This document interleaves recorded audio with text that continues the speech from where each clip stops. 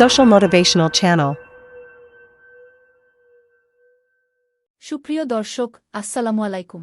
আজ আপনারা যে স্ক্রিনে যুক্ত হয়েছেন, এটি মূলত বাংলাদেশ বিমান বাহিনীর এমটিও ট্রেডের অবসরপ্রাপ্ত বিমান সেনাদের সংগঠন এমটিওস ইউনিটি এর একটি YouTube platform, MTO TV channel. এই চ্যানেলটির উদ্দেশ্য এবং লক্ষ্য social motivational movement and entertainment. মূলত পরিবহন তথা যান্ত্রিক সেক্টরের একটি নির্দিষ্ট অসঙ্গতিকে টার্গেট করে সেটির সলিউশন দিয়ে জনসচেতনতা তৈরি করে সেসব এই এমটিও টিভি চ্যানেলের মাধ্যমে অনলাইন দর্শকের সামনে উপস্থাপন করা। আজ দেখবেন এই সংগঠনের ফার্স্ট রিইউনিয়ন তথা এমটিওস ইউনিটি পরিবারের প্রথম মিলন মেলার প্রথম পর্ব। এ উপলক্ষে এমটিওস ইউনিটি পরিবারের সবাই একত্রিত হয়েছেন cafe and boat club, ECB চত্বর, ঢাকা ক্যান্টনমেন্টে।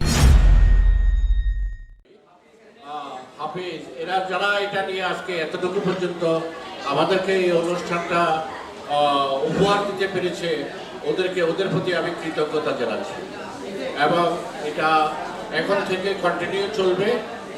প্রতি বছর আমরা সবাই একসাথে হব, হয়তো আমরা কখনো থাকবে না, এটার ধারাবাহিকতা যেন বজায় থাকে। আমাদের যারা অগ্রজ অনুজ যারা আছেন এটাকে কন্টিনিউ করার চেষ্টা করবেন। একটা মেলবন্ধন এখানে সৃষ্টি হলে আমরা এখান থেকে বড় ধরনের একটা কিছু করতে পারবো। আমাদের ট্রেডের লোকেরা অত্যন্ত পরিশ্রমী এবং মেধা সম্পন্ন। আমার ব্যক্তিগতভাবে আমার ট্রেড ফেলোদের প্রতি আমার অনেক ভালোবাসা এবং অনেক আস্থা। তো আমরা যদি একটা কিছু এখান থেকে গড়ে তুলি এবং আমাদের যারা রিটায়ারমেন্টে আসবে তারা এখানে আসা একটু শেল্টার দেওয়ার সুযোগ পাবে বলে আমি আশাবাদী। তো এই জন্য আমি সবাইকে অনুরোধ করব, এই প্রোগ্রামে যারা এটাতে অগ্রণী ভূমিকা পালন করবে ওদের প্রতি আস্থা রেখে একটা ব্যবসা বাণিজ্য বা যে কোনো ধরনের একটা উদ্যোগ গ্রহণ করলে আবাসন সমস্যা আছে আমাদের, আমরা আবাসন সমস্যার জন্য করতে পারি, ব্যবসার জন্য করতে পারি। আমরা যদি এখানে আমাদের একটা কর্মস্থল তৈরি করে নিতে পারি, আমাদের পিছনের দিকে আর তাকাতে হবে না। তো আমি আমাদের এখানে যারা আজকে আমাদের সন্তানেরা এসেছেন, আমাদের এয়ারফোর্সের সন্তানেরা আজকে অনেক দূর আগায় গেছেন।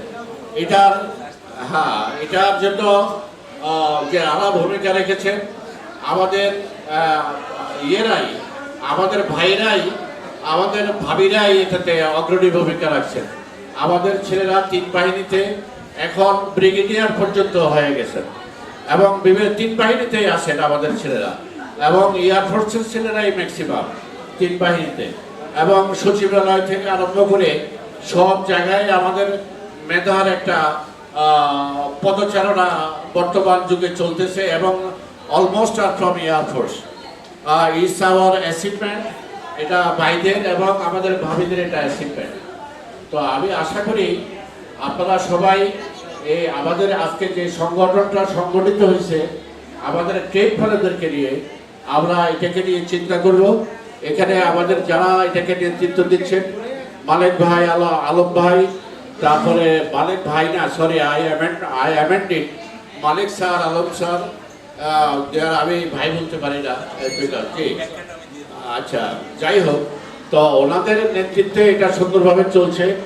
তারপরে আনোয়ার, আমাদের এখানে বিভিন্ন জ্ঞানী লোক আছে, বিভিন্ন প্রকারের লোক আছে, ব্যবসায়ী আছে, বিভিন্ন ধরনের চিন্তাবিদ আছে, আমাদের এখানে চিত্র পরিচালক আছে, এখানে আমাদের অনেক ধরনের আল্লাহওয়ালা লোক আছে, ইসলামের দিকের লোক আছে। তারপরে আজকে মোকাররম আমাদেরকে যা প্রেজেন্ট করলো, মোকাররমের কাছ থেকে আমরা হয়তো বয়াত নেব যদি সম্ভব হয়, এবং আমরা মানিকগঞ্জ যাব। তো আশা করি এখানে বিভিন্ন ধরনের মানসিকতার সমন্বয় আছে, এখান থেকে আমরা একটা কিছু করতে পারবো। তো আমাদের নেক্সট মিটিংয়ে আমরা ভবিষ্যতে কি করব না করব আমরা সেটা সিদ্ধান্ত নেব। আমি একটা উদাহরণ দিতে চাই। আপনি একদিন আমার প্যাকেজিং ম্যানুফ্যাকচারার অ্যাসোসিয়েশন কিছু সদস্য এসে আমাকে ধরলো যে আপনি আসেন, আমাদের একটা সংগঠনের সভাপতি হইতে হবে আপনাকে। আমি বলি ভাই আমার কোনো গতি নাই, আর আমি অনেকগুলো সংগঠনের সভাপতি আমি পারবো না। তারা বলতে গেলে আমাদের উড়াই নিয়ে গেল।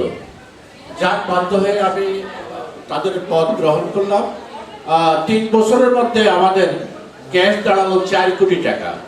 4 কোটি টাকা আমরা ক্যাশ করে ফেলছি। সবাই তো ব্যবসায়ী। হ্যাঁ, আমাদের 10,000 টাকা করে চাঁদা ছিল, আমরা 4 কোটি টাকা করে ফেললাম। এই 4 কোটি টাকাকে, এই 4 কোটি টাকা আমি জমা দিছি, মনে করেন 7 লাখ টাকা, আমি পাইছি 14 লাখ টাকা। যখন এটাকে ভেঙে দিলাম, কিছু কারণে এটাকে ভেঙে দিতে হয়েছিল পরে। তো এখন আমরা যদি একটা 1 কোটি টাকার একটা ফান্ড গঠন করতে পারি, আমাদের লোকেরা এটা পরিচালনা ভালোভাবে করলে আমাদের লোকেরা আর পিছনের দিকে তাকাইতে হবে না। বিভিন্ন দিক থেকে বিভিন্ন অসুস্থতার কথা শুনি, অসহায়ত্বের কথা শুনি, সেগুলো শুনলে দুঃখ লাগে। তো অনেক সময় করতে পারি বা পারি না।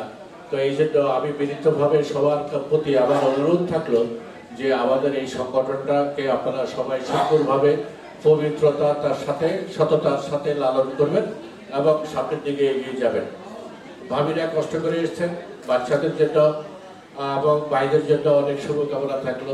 সবাই ভালো থাকেন, আমার জন্য দোয়া করবেন। আমি সবার জন্য মোনাজাত করে দোয়া করি। সবাই ভালো থাকেন। আল্লাহ হাফেজ। আসসালামু আলাইকুম। আসসালামু আলাইকুম ওয়া রাহমাতুল্লাহি ওয়া বারাকাতুহু। শুকরিয়া আলহামদুলিল্লাহ যে মহান আল্লাহ রাব্বুল আলামিন আমাদেরকে 25-30 বছর পর এই ইসিবি চত্বরে এই জায়গায় বসার তৌফিক দান করেছেন, এই জন্য সকলেই বলি আলহামদুলিল্লাহ। এবং আজকে আপনারা সবাই জানেন যে 21শে ফেব্রুয়ারি আন্তর্জাতিক মাতৃভাষা দিবস, এবং যারা মাতৃভাষার জন্য জীবন উৎসর্গ করেছেন তাদের স্মৃতির প্রতি শ্রদ্ধা জানিয়ে আমি আমার বক্তব্য শুরু করতে যাচ্ছি। এবং আমাদের বাংলাদেশ বিমান বাহিনীর এবং আমাদের ট্রেডের সদ্য প্রয়াত খলিল, তারপরে পাকিস্তান এন্ট্রির কয়েকদিন আগে মিজান শাহ মৃত্যুবরণ করেছেন, এবং 4th এন্ট্রির আহসানুল শাহ মৃত্যুবরণ করেছেন। তাদের স্মৃতির প্রতি শ্রদ্ধা জানাচ্ছি। এবং একই সাথে আমি আজকের এই স্বল্প সময়ের আয়োজনে আপনারা দিনাজপুর, নওগাঁ, ফরিদপুর ওই সমস্ত জায়গা থেকে এসেছেন, আমি আপনাদের সকলকে শুভকামনা, অভিনন্দন এবং ভালোবাসা জানাচ্ছি। আমি আজকে সকালে এখানে আসলাম, এসে যখন প্রথম কয়েকজনের সাথে আমি কোলাকুলি করলাম, তখন আমার চোখ দিয়ে জোর পানি ঝরছিল যে বন্ধুদের বহুদিন পরে দেখতে পাচ্ছি। আসলে দীর্ঘদিন সময় আমার ঢাকার সাথে কোনো যোগাযোগ ছিল না। ছেলে মেয়েরা যখন ভার্সিটিতে ভর্তি হলো, আস্তে আস্তে আসতে শুরু করি। আমার হয়তো কথাটা একটু 2 মিনিট হয়ে যাবে, যেটা হলো যে আমি 3 বছর যাবত চিন্তা করতেছিলাম, করোনার মধ্যে আমি অ্যান্ড্রয়েড সেট নিলাম। আমি চিন্তা করতেছিলাম যে ট্রেডের একটা গ্রুপ করা প্রয়োজন। অনেক ট্রেডের লোকেই দেখি যে তারা ট্রেড ওয়াইজ পিকনিক করে। তো এইবার হঠাৎ করে আমার মনে পড়ার সাথে সাথে আমি মতিন ভাইকে রিং দিলাম। মতিন স্যারকে রিং দেওয়ার পরে আমি বাসার স্যারকে রিং দিলাম। বাতার স্যারকে রিং দেওয়ার সাথে সাথে আমি মালিক স্যারকে রিং দিলাম, তারপরে ফারুক, তারপরে ইসমাইল, এইরকম দিতে থাকলাম। আমি দেখলাম যে প্রত্যেকটা লোক চাচ্ছে যে এরকম একটা বিষয় হোক। তারা আমার সাথে কথা বললো, আমি বুঝলাম যে করা যেতে পারে। তখন আমি শুধু লাইক দে, কেউ কোনো কমেন্ট করে না। আমি বললাম যে রমজানের আগে একটা রিউনিয়ন অথবা পিকনিক গেট টুগেদার করতে চাই। সকলেই বলে ঠিক আছে, কিন্তু কেউ কোনো কথা বলে না। আমি বললাম যে তাহলে জানুয়ারির 25 তারিখে আমরা ঢাকাতে বসবো। কোথায় বসবো সেটাও কেউ বলে না। মনির ভাইকে কথা বললাম, মনির ভাই বললেন যে আমরা ইসিবি চত্বর আর্মি বোট ক্লাব ক্যান্টিনে বসবো। আমরা প্রথমে বসলাম। তো যাই, সবচেয়ে বড় কথা হলো, এগুলো বললে দীর্ঘ সময় লাগবে, সবচেয়ে বড় কথা হলো যে আমাদের প্রত্যাশা পূরণ হয়েছে। এবং এটা শুধু আজকের জন্য নয়, আগামী দিনগুলোতে বংশ পরম্পরায় এটা চলতে থাকবে এবং নতুন নেতৃত্ব আসবে। যারা ঢাকা এরিয়ায় থাকে তারা এই কাজটা করবে, এবং সর্বশেষ যারা অবসর গ্রহণ করে তারা এই কাজটা এইভাবে বংশ পরম্পরায়, ট্রেড ওয়াইজ এন্ট্রি পরম্পরায় চালিয়ে নেবে। তো আমি আর কিছু না বলি, আজকে তো শুক্রবার, আর আমার ওই যে সমস্ত বন্ধুগণ ছিল, মূল একটা কথা বলা হয়েছিল, আমি একটা মেসেঞ্জার গ্রুপ খুলেছি আমার ছেলের মাধ্যমে, আমি এগুলো পারি না, ছেলেকে দিয়ে শুরু করতে করতে করতে করতে যাক ওইটা মেসেঞ্জার গ্রুপ হয়েছে।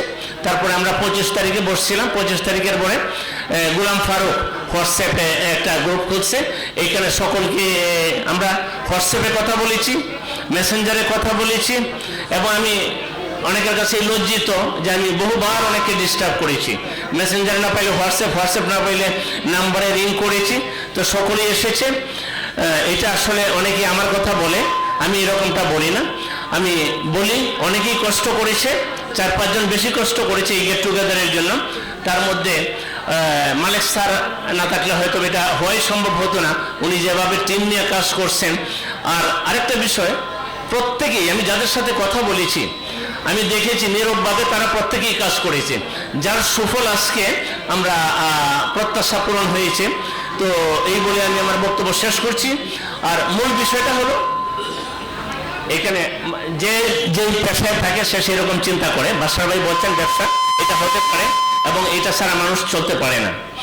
আমার মূল উদ্দেশ্য হলো যে আমরা কে কোথায় কি অবস্থায় আছি, ছেলে মেয়েরা পরবর্তী বংশধর কে কোথায় আছে এটা বলছে। বাসার ভাই বলছেন যে আমাদের ছেলেপেলেরা বা আর্মি, নেভি, এয়ারফোর্স বিভিন্ন জায়গায় আছে, এই খবরটাই আমরা শুধু রাখতে চাই। এবং আমাদের প্রত্যেকেরই 60-65 হয়ে গেছে, আমরা যেন ইয়ে করতে পারি, কারো মৃত্যু সংবাদ পাই এবং ইন এনিওয়ে তাদের পাশে একে অপরের পাশে যেন আমরা থাকতে পারি, এইটাই। ধন্যবাদ সবাইকে। আসসালামু আলাইকুম ওয়া রাহমাতুল্লাহি ওয়া বারাকাতুহু।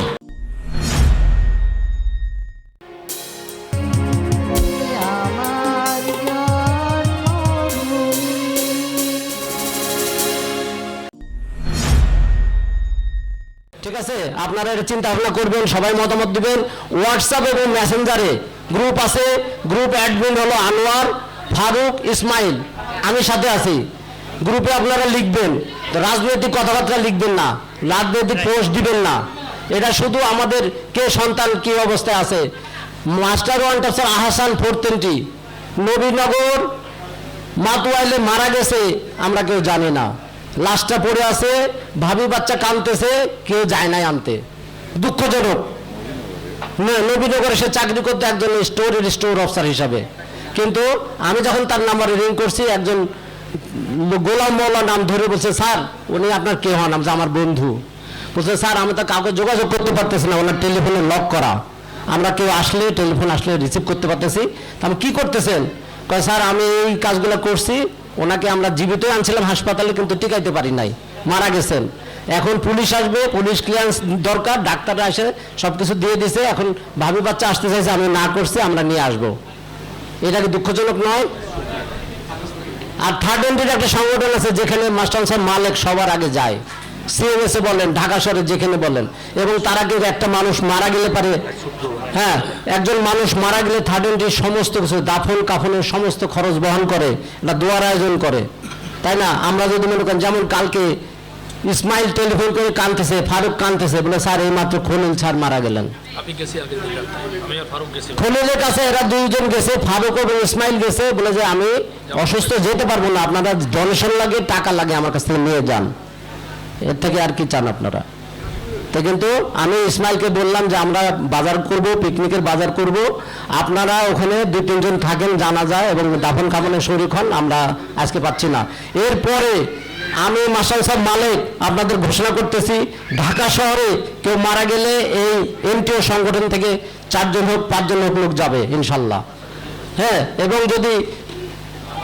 এবং যদি তাদের আর্থিক কোনো সাহায্য লাগে ওই সময় করা যাবে। এয়ারফোর্সে এটাও জানেন যে এয়ারফোর্সে আপনি যদি সংবাদ দেন, এখন 20,000 টাকা দাফন কাফনের জন্য দেয়, ওয়েলফেয়ারে বলতে হবে। যদি 15 বছর চাকরি রিটায়ারমেন্টে হয়, তাহলে আপনাকে গার্ড অফ অনারও দেবে। রিটায়ারমেন্ট 15 বছর পার হয়ে গেলে গার্ড অফ অনার না দিলেও টাকাটা আপনি পাবেন, এটা জানিয়ে রাখেন। ওয়েলফেয়ারের নাম্বার আমার কাছে আছে, আপনারা নেবেন, ঠিক আছে? এবং যদি আপনারা দরকার হয় আমাকে রিং করবেন, ঠিক আছে? আর হলো যে বাসার স্যার সভাপতি, বাসার স্যারকে বলবেন, আলম স্যার আছে, সিনিয়রদের বলবেন। হারুনের নামটা আমি বলি নাই, হারুন কিন্তু অনেক শ্রম দিয়েছে আমাদের মাঝখানে থেকে, আমি বলি নাই। তো ঠিক আছে, আজকে শুক্রবার, আমি অনেক সময় নিয়ে ফেললাম, আমাকে মাফ করবেন। আর আমরা খুব খুশি হয়েছি আপনারা আসার জন্য, একটু কষ্ট করে গরমের মধ্যে, এবং এই সময় ফেব্রুয়ারি মাসে কেউ পিকনিক করে না, কিন্তু আমরা সংগঠিত হয়েছি জানুয়ারির 25 তারিখে। এক ডাকে 30 জন মানুষ এই রুমে আসছেন। সেকেন্ড টাইমে এক ডাকে আপনারা 20 জনের মতো আসছেন। তো আমি খুব খুশি। আজকে আমাদের যে এক্সপ্রেশন ছিল, আমরা ভাবছিলাম 54 জন হেড হবে, 84 হবে, আল্লাহ দিলে 130-এর বেশি হয়ে গেছে, আলহামদুলিল্লাহ এবং মাশাআল্লাহ। থ্যাংক ইউ, আসসালামু আলাইকুম। আজীবন খুঁজে পাবি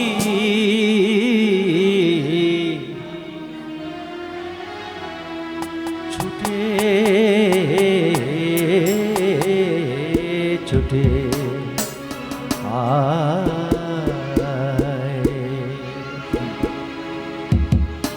আজীবন খুঁজে পাবি ছুটে ছুটে আয়, আর মরণ ভুলে গিয়ে ছুটে ছুটে আয়, হাসি নিয়ে আয় আয়, বাঁশি নিয়ে আয়, হাসি নিয়ে আয় আয়, বাঁশি নিয়ে আয়, আগুন ফুলের আনন্দে সব ছুটে ছুটে আয়, আর মরণ ভুলে গিয়ে ছুটে ছুটে আয়।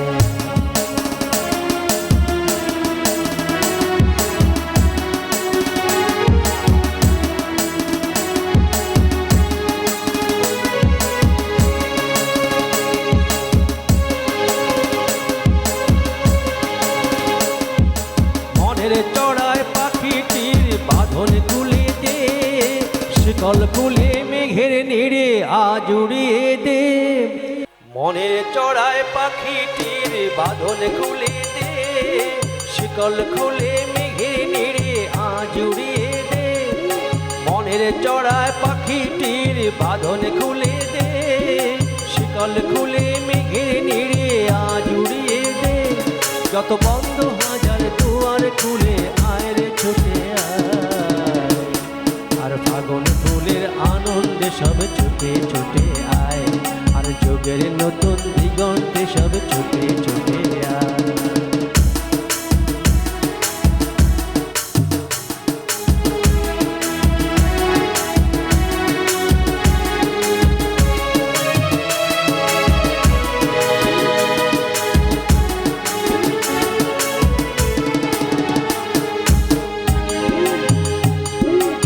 সময় ধারা পাতে দেখো ন্যায় বিয়োগের ঘর, চলের পথের পথের বাকি নেকে আপন পর। সময় ধারা পাতে দেখো ন্যায় বিয়োগের ঘর, চলার পথের পথের বাকি নেকো আপন পর। কি আর পাবি কি আর নিবি আঙুল গুনে কি, লাভের খাতায় হিসাবে করে জীবন ভরে কি। কি আর পাবি কি আর নিবি আঙুল গুনে কি, লাভের খাতায় হিসাবে করে জীবন ধরে কি। আজ পাওনা যে না মিটিয়ে দিয়ে আয় রে ছুটে আয়, আর যোগের নতুন দিগন্তে সব ছুটে ছুটে আয়, আর মরণ ভুলে গিয়ে ছুটে ছুটে আয়। হাসি নিয়ে আয় আয়, বাঁশি নিয়ে আয়, হাসি নিয়ে আয় আয়, বাঁশি নিয়ে আয়, ফাগুন ফুলের আনন্দে সব ছুটে ছুটে আয়, মরণ ভুলে গিয়ে ছুটে ছুটে আয়। জীবন খুঁজে পাবি ছুটে